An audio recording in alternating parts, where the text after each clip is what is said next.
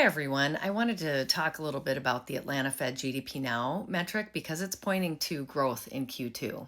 For those that aren't familiar, this is a model that digests all of the available economic data to automate a projection for the current quarter. It's not a perfect model, but I think can be taken directionally.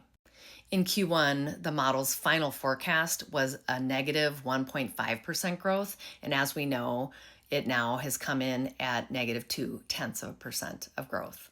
So it was a bit more pessimistic.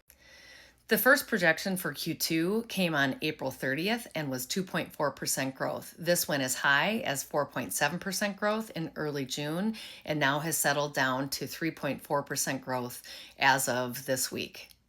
It's likely to be off a little bit, but is still directionally pointing to growth in the second quarter. We won't know where this lands until we get all of the June data in, so the final read for Q2 won't be until the end of July, actually. But if we take this 3.4% projection at face value and do some analytics on it relative to what now the Fed is projecting for the annual GDP, it tells us a little bit about what we might expect in the second half. So with Q1 at down 0.2% and the second quarter at growth of 3.4%, that's an average growth of 1.6% for the first half. And with the Fed now seeing the annual growth for GDP at 1.4%, we would expect a slowdown for the second half to 1.2% growth.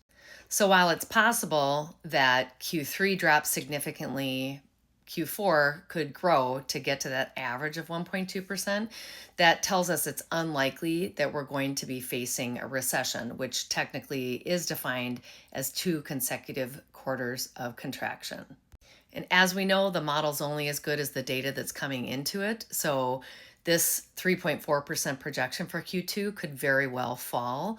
But as of right now, it is indicating growth and it suggests that we likely will not face a recession. What do you think?